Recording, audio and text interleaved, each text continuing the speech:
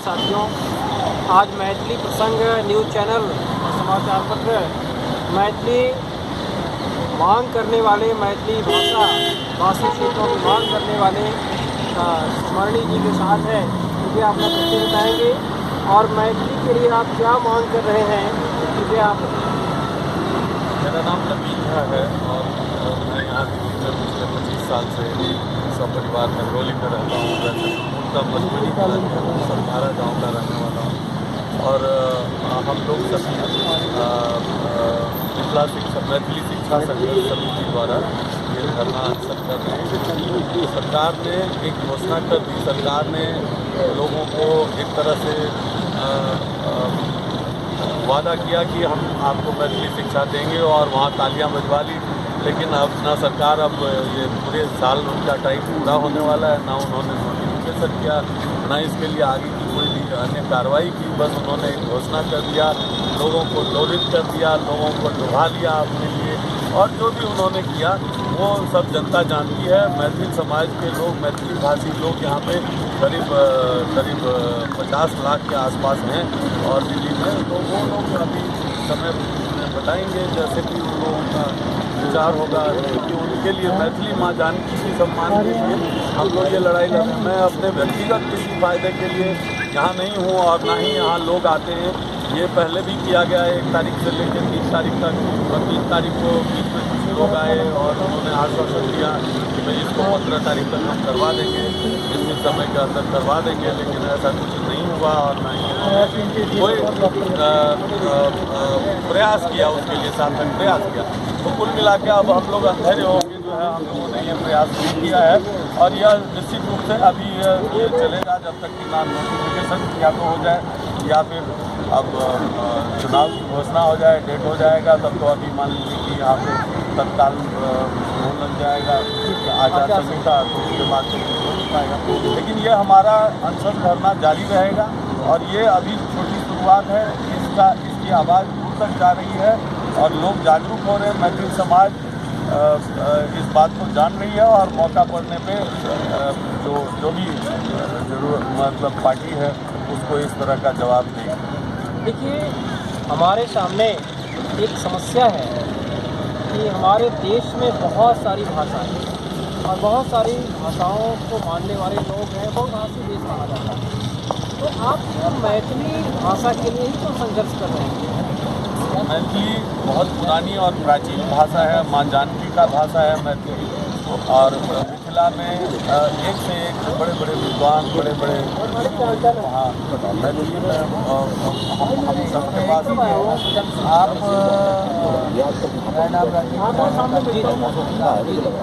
देखिए, सबसे पहली बात तो ये जो मैसूर की भाषा संस्थान है उसने मैथिली को एक संपूर्ण भाषा स्वीकार की।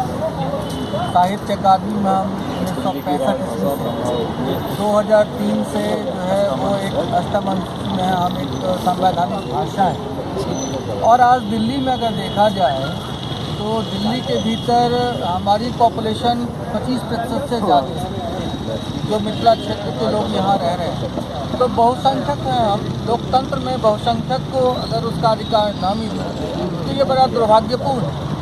अब एक चीज़ सोचने की है कि जब दिल्ली सरकार ने घोषणा कर दी, तो सोच के देखिए 12% जनसंख्या के साथ पंजाबी यहाँ की राजभाषा है। यहाँ की राजभाषा में उर्दू है और पंजाबी है। आज त्रिभाषा फार्मूला लागू हो चुका है, दिल्ली में पहले से ही लागू है। हमारे जो बच्चे हैं वो मैथिली हिंदी पढ़ रहे हैं, अंग्रेजी पढ़ रहे हैं, और इन 2 विषयों के अलावा वो ऐच्छिक विषय के रूप में क्या ले रहे हैं, या तो उर्दू या फिर पंजाबी। किसी स्कूल में संस्कृत नहीं है, लेकिन जहाँ नहीं है वहाँ पे तो वो उर्दू और पंजाबी लेने के लिए बाध्य है। तो जब हमारी जनसंख्या 25% है तो हमारे भाषा की, मातृभाषा की पढ़ाई पूरा होगी, नंबर 1। नंबर 2, कि हर चीज़ वहाँ समाप्त हो जाती है जहाँ सरकार स्वीकार कर लेगी। लोकतंत्र का यही नियम है।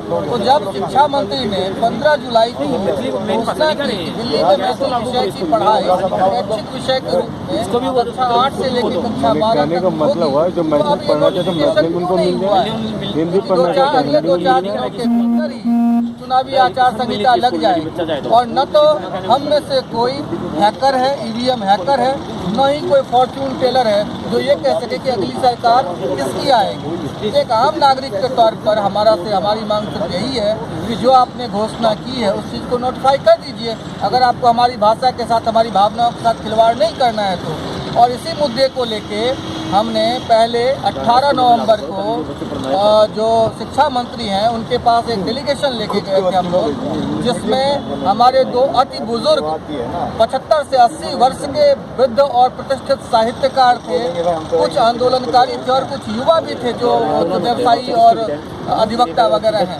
लेकिन शिक्षा मंत्री ने हमसे मिलने से इनकार कर दिया। 5 बार लगातार संपर्क करने के बावजूद आज तक न तो शिक्षा मंत्री की ओर से कोई करस्पॉन्डेंस आया है हमें, न ही उनकी तरफ से किसी तरह की कोई सूचना आई है। ये एरोगेंस किस चीज़ के लिए? आप जनता के लिए काम करते हैं और आपने जो गछा हुआ है, जो वादा किया हुआ है, हम उसी की बात कर रहे हैं, तो फिर ये एरोगेंस किस चीज़ का है? नंबर 1। नंबर 2 यह है कि एक नॉर्मल सिस्टम होता है, उसके तहत हमने उनको लेटर दिया, केजरीवाल जी को भी लेटर दिया, और उसके बाद हम 1 दिसंबर से अनशन पर बैठे। जब वो निरंतर अनशन था, वो क्रमिक अनशन नहीं था इस बार की तरह, वो निरंतर अनशन था। हम यहीं जंतर मंतर पर थे, और जब 3 दिनों तक अनशन चला, उसके बाद दिल्ली सरकार के प्रतिनिधि के रूप में मैथिली भोजपुरी अकादमी के उपाध्यक्ष श्रीमान नीरज पाठक जी आए, और उन्होंने लिखित रूप से हमें आश्वासन दिया है। मैं उसकी कॉपी अभी आपको दे रहा हूँ, सारे कॉरेस्पॉन्डेंस की। उन्होंने हमें लिखित रूप से आश्वासन दिया कि मैथिली की जो पढ़ाई है वो शीघ्र शुरू कर दी जाएगी। पूरे समाज के सामने उन्होंने कहा कि 15 जो दिसंबर है तब तक नोटिफिकेशन आ जाएगा, अब तक नहीं आया है। हमारे पास है क्या संसाधन? एक लोकतंत्र में लोकतांत्रिक तरीके से अपनी आवाज़ को उठाना, अपने अधिकार की मांग करना, ये तो एक तरीका है। हम यहाँ बैठे हुए हैं। मैथिली शिक्षा का जो पढ़ाई का शुरुआत है वो तो प्रारंभिक चीज़ है, इसका नोटिफिकेशन सरकार, उन्होंने कहा कि हम तो मैथिली शिक्षा शुरू करवा देंगे, लेकिन मैं ये कह रहा हूँ कि ये तो सिर्फ एक सांकेतिक वो होगा कि हाँ आप शुरू करवा देंगे, उसका एक नोटिफिकेशन तो जारी करें आप। ये तो प्रारंभिक बात है। किसी भी चीज़ की पढ़ाई कराने में बड़ी मांग नहीं कर रहे। किसी भी चीज़ की पढ़ाई करने में 2 चीज़ें हैं। एक टेक्निकल एस्पेक्ट है जिसमें कि टीचर हायर करना, उसके लिए वित्त कहाँ से आएगा, सिलेबस कहाँ से होगा, ये सारी की सारी चीज़ें हैं जो नोटिफिकेशन के बाद ही हो सकता है, और ये प्रक्रिया चालू होगी। तो नोटिफिकेशन करने में जब उन्होंने कह रखा है तो उन्हें दिक्कत क्या है? उन्होंने जनता की भावनाओं के साथ खिलवाड़ क्यों किया? और सबसे बड़ी बात मैं ये कहना चाहता हूँ कि ये एरोगेंस किस चीज़ के लिए? हम भी आपकी जनता हैं और आप भी हमारी सरकार हैं। आपने जो हमसे वादा किया है हम उसकी मांग कर रहे हैं, फिर आप अब तक रिस्पॉन्स क्यों नहीं कर रहे हैं? और अगर ये रिस्पॉन्स नहीं कर रहे हैं, ये एरोगेंस आपका चलता रहा, तो इसी जनता ने आपको खड़ा किया हुआ है, और इसी जनता को मैं जागरूक करूंगा कि वर्तमान सरकार ने हमारे साथ, हमारी भावनाओं के साथ, हमारी भाषा के साथ किस तरह का खिलवाड़ किया है, ये जनता को जागरूक करेंगे। यानी आप केजरीवाल सरकार से सहमत हैं, लेकिन केजरीवाल सरकार जो है अगर अच्छा काम नहीं कर रही है, अगर इसको जो है दबाने के प्रयास कर रही है, तो उस पर आप जो है उसका अंकुश लगाने के लिए भी तैयार है। देखिए, प्रश्न सहमति और असहमति का नहीं है, प्रश्न है अधिकार का, उसको दिए जाने का और नहीं दिए जाने का। अधिकार को नहीं दिया जाना अन्याय कहलाता है, इसलिए यहाँ असहमति और सहमति की बात नहीं होती है। तो यदि अगर अन्याय होता है दिल्ली की 25% आबादी के साथ, तो निश्चित रूप से सारे आदमी जागरूक नहीं है, लेकिन लोगों को जागरूक करना हमारा धर्म भी है, और लोगों में अगर जागरूकता आएगी तो अन्याय के खिलाफ खड़े होंगे। और एक बार जब जनता खड़ी हो जाती है तो इतिहास है कि सत्ताएं हिलती हैं। बहुत बहुत धन्यवाद। और मैं ये कहना चाहूँगा कि इन्होंने कभी राजीव जी ने मनीष सिसोदिया जी को बजाबता कुछ और भी समाज के लोगों को ले जाके धन्यवाद भी दिया था जब उन्होंने ये घोषणा किया था कि हम ऐसा करेंगे, और वाहवाही लूटी थी। तो इन्होंने जाके समाज के तरफ से और समाज के कुछ गणमान्य पढ़े लिखे लोग जाके उनको धन्यवाद भी दिया था कि आप ये अच्छा काम किए हैं, हम लोगों का सम्मान मिल रहा है। और ये मैथिली भाषी जो है यहाँ पे बहुत संख्यक हैं, बहुत सारे तादाद में हैं, और जिन्होंने अब सभी पार्टियों को मतलब एक तरह से प्रभावित किया है समय पे।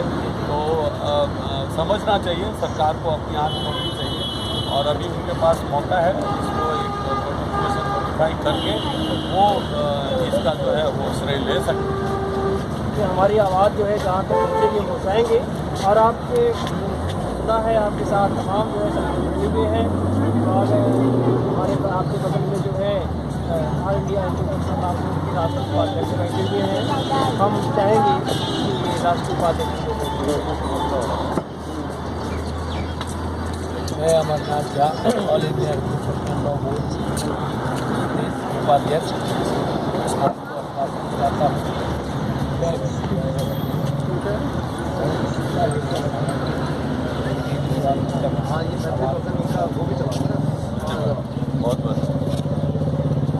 बहुत बहुत धन्यवाद।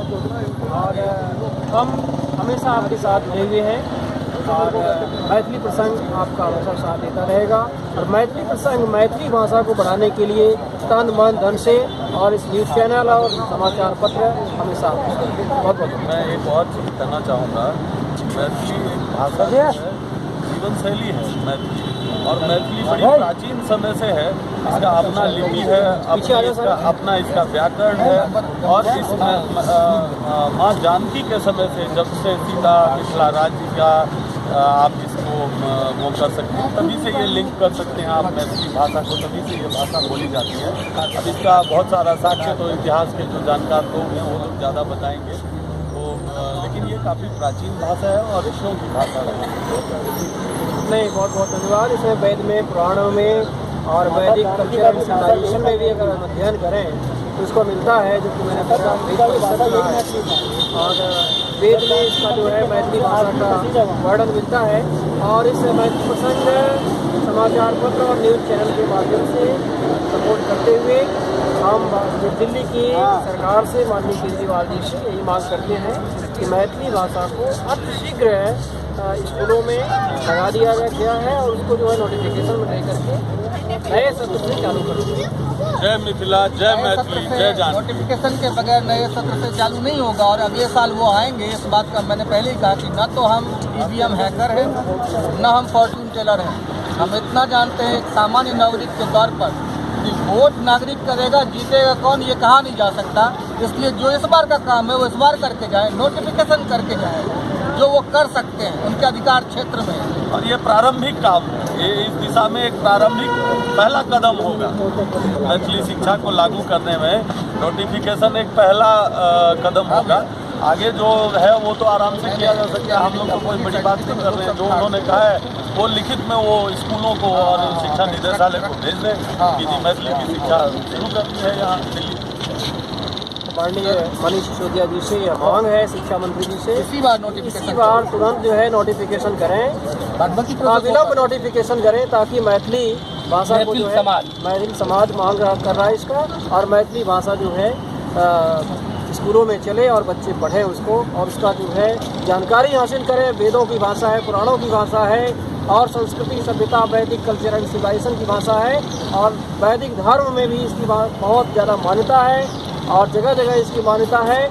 और इसको अध्ययन करेंगे तो हमारे जो है भारत की संस्कृति के बारे में अधिक से अधिक जानकारी मिलेगी। पत्रकार साहब, हम उर्दू और पंजाबी पढ़ के अपनी मातृभाषा, हम एक तो आज जो कंडीशन है उसमें हम उर्दू और पंजाबी पढ़ने के लिए बच्चे बाध्य हैं। मैथिली के कॉस्ट पे उनका डाटा बढ़ रहा है, हम इसके लिए भी तैयार नहीं है लोकतंत्र में। और हम अपनी मातृभाषा को छोड़ के उर्दू और पंजाबी पढ़ने के लिए भी तैयार नहीं हैं। बहुत बहुत